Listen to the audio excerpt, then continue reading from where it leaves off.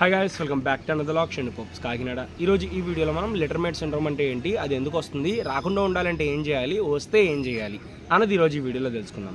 వీడియోని స్కిప్ చేయకుండా లాస్ట్ వరకు చూడండి. ఈ వీడియో నచ్చితే లైక్ చేయండి, కామెంట్ సెక్షన్లో మీ అభిప్రాయాన్ని తెలియజేయండి. ఈ వీడియోని మీ ఫ్రెండ్స్తో పాటు షేర్ చేయండి. మన ఛానల్ని సబ్స్క్రైబ్ చేయడం మాత్రం మర్చిపోవద్దు. కాకినాడలో వీధికొక్కలు పెంచిన వాళ్ళకి డాగ్ ట్రైనింగ్ ఫ్రీగా ఇస్తూ ఉన్నాం. ARV వ్యాక్సినేషన్ కూడా ఫ్రీగా ఇస్తూ ఉన్నాం. బ్రీడ్ డాగ్స్ అయితే అమౌంట్ ఛార్జబుల్, వేరే ఊరి నుంచి వచ్చే బ్రీడ్ డాగ్స్కి మన దగ్గర బోర్డింగ్ ఫెసిలిటీ కూడా ఉంటుంది. సో వీడియోలోకి అయితే వెళ్ళిపోదాం.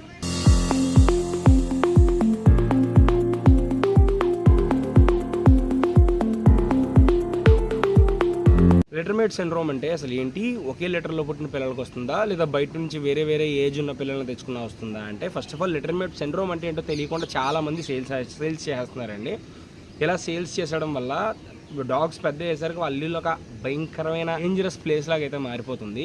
సో లిటర్మేట్ సిండ్రోమ్ ఏంటంటే, ఒకే లిటర్లో అయినా అవ్వకపోయినా ఒకే ఏజ్ ఉన్నవి లేదా సుమారు దగ్గరలో ఏజ్ ఉన్న కుక్కల్ని మీరు 2 ఆటలు తెచ్చి 2 లేదా 3 కుక్కల్ని ఒకేసారి తెచ్చి మీరు పెంచుకుంటున్నట్లయితే వాటికి ప్రేమ ఎక్కువైపోయి వాటికి అవే ఫుడ్ తింటూ, అవే ఆడుకుంటూ, అవే పడుకొని ఒకే చోట పడుకొని ఒకేసారి ఆడుకుంటూ, సో వాటికి ఎఫెక్షన్ అండ్ లవ్ వాటికి పెరిగిపోయి మీరు ఒక జూ కీపర్లా చూస్తాయి. What is the zoo keeper ఏం చేస్తాడు, దానికి టైంకి ఫుడ్ పెడతాడు, మెడిసిన్ ఇస్తాడు, స్నానం చేస్తాడు అండ్ బెల్లీ రబ్ చేస్తాడు, అంతే, అంతకుమించి ఏం చేయడు కదా.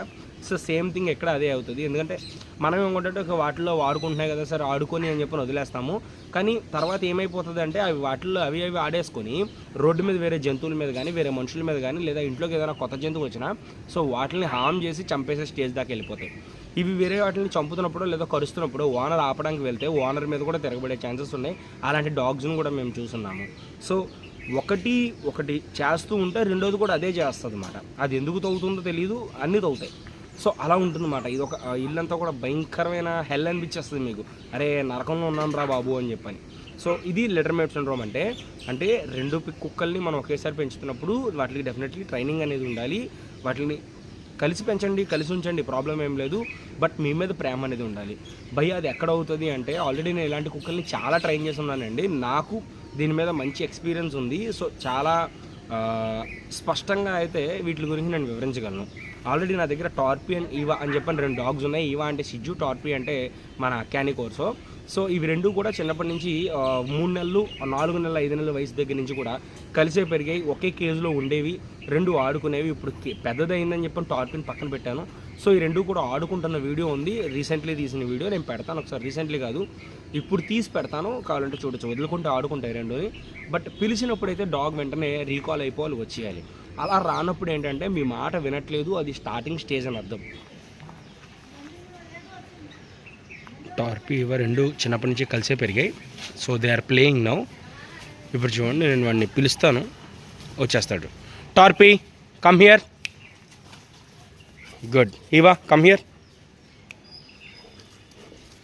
Very good. సో ఈ స్టేజ్లోనే మీరు డాగ్ని వాటిని ఒబీడియంట్గా పెంచుకున్నట్లు, వాటికి ట్రైనింగ్ అనేది స్టార్ట్ చేయించుకొచ్చినట్లయితే సో మీకు సేఫ్ అయిపోతుంది. ఇది రాకుండా ఒక ప్రివెన్షన్, అంతే. అది రాకుండా మీరు తీసుకునే ఒక ముందు జాగ్రత్త అన్నమాట.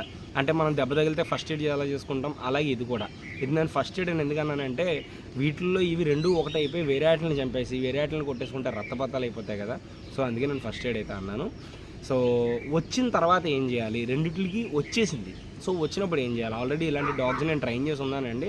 మన ఛానల్లో కొన్ని వీడియోస్ ఉంటాయి. స్టార్టింగ్లో కొన్ని డాగ్స్కి వచ్చినాయి, ఆ వీడియో కూడా పెడతాను, ఒకసారి ఇది కూడా చూడొచ్చు మీరు. నో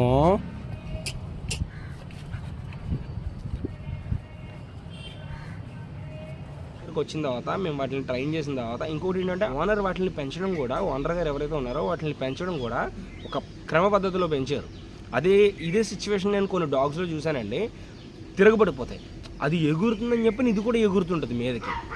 ఒకేసారి 2 వాటిని హ్యాండిల్ చేయలేము. అండ్ అప్పుడు ఏం చేయాలంటే, ఫస్ట్ ఒక దాన్ని ట్రైన్ చేసుకున్న తర్వాత 2వ వాటిని తెచ్చి ట్రైన్ చేసుకోవాలి. అలా చేసుకొని ఇది నార్మల్. ఇప్పుడు ఒక్కొక్కరిని మీకు ట్రైన్ చేయడానికి 1 మంత్ ఆఫ్ పీరియడ్ అవుతుంది అనుకోండి. రెండింటిని చేయడానికి మాత్రం 2 to 3 months టైం అనేది పడుతుంది. ఇన్స్టెంట్ రిజల్ట్ కాదండి మనకు కావాల్సింది. ఇన్స్టెంట్గా మీకు అక్కడ టక్మని చేసేస్తుంది, అది కాదు. లాంగ్ లైఫ్ ఉండాలంటే, సో లాంగ్ టైం ఉండాలంటే డెఫినెట్లీ దాని మీద ప్రాక్టీస్ అనేది ఎక్కువ ఉండాలి.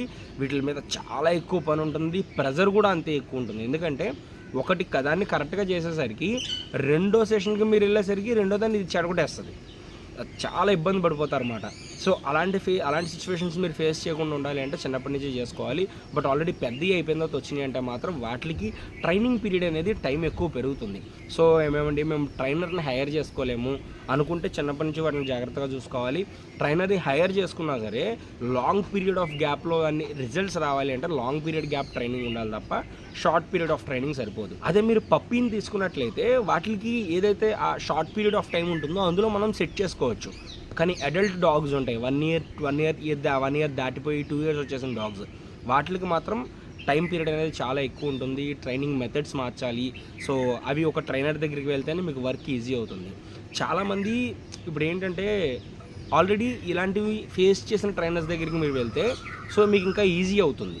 సో ఓకే, నేను దీని గురించి అంత కొంచెం ఎక్కువ మాట్లాడాలి అనుకోవట్లేదు. ఎందుకంటే ట్రైనర్ ఇవి పక్కన పెట్టేద్దాం కాసేపు. బిజినెస్ ఇవి పక్కన పెడితే డాగ్ యొక్క మెంటల్ స్టేటస్ అనేది ఆ టైంలో చాలా క్రూరంగా ఉంటుంది. ఇది 90% ఆఫ్ ద పీపుల్కి వచ్చేస్తుందండి, చాలా ఇంట్లో ఉన్న కుక్కలకి. బట్ 10% ఆఫ్ ద పీపుల్కి ఎక్కడో రేర్గా ఉంటాయి, వాటికి రాకపోవచ్చు. ఎందుకంటే చిన్నప్పటి నుంచి వాటిల్లో అవి గొడవ ఉండడం, ఒకటి వస్తే ఒకటి కరడం, ఒకటి వస్తే ఒకటి పడకపోవడం, అలా వచ్చిందంటే మీకు అదృష్టమనే చెప్తాను నేను. ఇంకా ఎందుకంటే రెండు కలిసిపోయినాయి అంటే ఇంకా ఘోరం అవుతుంది. సో రెండు ఆపోజిట్ ఉంటే వాటిని కలిపి ఒక సెట్లో ఉంచుకోవచ్చు తప్ప రెండింటిని మొత్తం కలిసిపోవాలి, రెండు కలిసి ఆడుకోవాలి అనే స్టేజ్కి మాత్రం అసలు వెళ్ళకూడదని నేను అనుకుంటాను. ఎందుకంటే రెండు కలిసిపోతే ఎంత పెంట్ అవుతుందో తెలుసు కాబట్టి. ఆల్రెడీ నేను ట్రైన్ చేసిన కుక్కలు 2-3 వీడియోలు పెడతాను, ఒకసారి చూడండి. ఈ బ్యాక్గ్రౌండ్లో మీరు చూడొచ్చు వెనకాల సిజ్జు ఉంది, ఇంకా నా చివావాలు కూడా మూలు తిరుగుతూ ఉన్నాయి. బట్ కానీ వీడు నేను ఏదైతే కమాండ్ చెప్తున్నానో దానికోసం అయితే చేస్తూ ఉన్నాడు.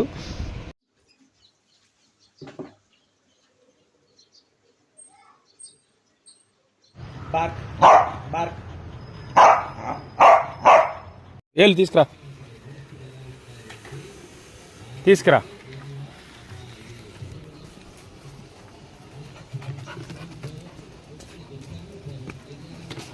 Very good, super.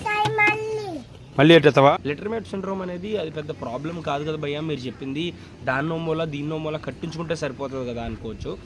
ఎన్ని రోజులు అలా కట్టి ఉంచుతారు? జీవితాంతం అలా కట్టే ఉంచలేరు కదా, వదులుతాం కదా, ఆడుకుంటాయి కదా. అలా ఆడుకునేటప్పుడు మధ్యలో మీరు వెళ్ళినా చించేస్తుంది, అసలు అందులో తిరగలేదు అసలు. So hope you guys understand the video and thank you for watching our videos. Next మంగళవారం బుధవారానికి మన వాళ్ళు అడిగిన వీడియో ఒకటి నేను పెడతాను. అండ్ షాంపూ రివ్యూ ఒకటి ఉంది, చాలా బాగుంది, నాకు నచ్చింది. ఆ రివ్యూ కూడా నేను పెడతాను. And thank you for watching our videos. Thank you.